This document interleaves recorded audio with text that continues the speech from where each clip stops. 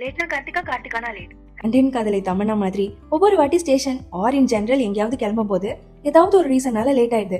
இந்த வாட்டி என்ன காரணம்னா பைக்கையே எங்கேயோ தொலைச்சிட்டேன். விடிஞ்சதுல இருந்து தேடுன்னு கடைசி வரைக்கும் கிடைக்கவே இல்லை. சரி வேற வாங்கிக்கலான்னு 4:25 ட்ரெயினுக்கு 12:30 ஆல்மோஸ்ட் ரெடி ஆயிட்டேன். ஆனா தங்கராணி கால் பண்ணி சித்தி ஹார்ட் ஷேப்ல கேக் செஞ்சு கொண்டு வான்னு கேட்டுட்டா. புள்ள கேட்டு எப்படி மாட்டேன்னு சொல்வேன். எல்லாத்தையும் கரெக்டா ரெடி பண்ணி அவசரத்துல 2 டின்ல ஸ்ப்ளிட் பண்ணாம ஒரே டின்ல போட்டு தப்பு பண்ணிட்டேன். வெந்தும் வேகாம அதை டிஃபன் பாக்ஸ்ல போட்டுட்டு 2:30 வீட்டுல இருந்து கிளம்பி ஒரு வழியா 3:45 ஹாஃப் அன் ஹவர் ஏர்லியராகவே கோயம்புத்தூர் ஜங்ஷன் ரீச் ஆயிட்டோம். அப்பாதான் பாவம் 30 மினிட்ஸா இதை பண்ணாங்க அதை பண்ணு டார்ச்சர் பண்ணிட்டு இருந்தேன்.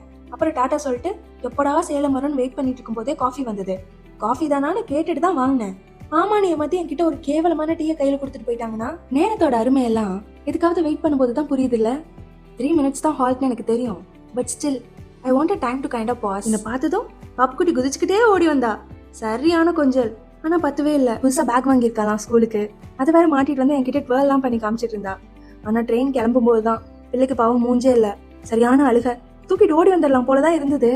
ஆனா வேற என்ன செய்ய, நானே பயங்கர எமோஷனலா சோகத்துல இருந்தேன். ஆனா இந்த வடக்கு நண்பர் அதெல்லாம் பிரேக் பண்ற மாதிரி என்னமோ பேசுறாரு, என்னமோ பண்றாரு. சரியான டார்ச்சர். பாஷையும் புரியலையா. ஆக்சுவலியே பேசி சமாளிச்சுட்டு ஹைதராபாத் ரீச் ஆன வருண் வெயிட் பண்ணிட்டு இருந்தான். அவ்வளவுதான். ஆட்டோ புக் பண்ணி வீட்டுக்கு வந்தாச்சு.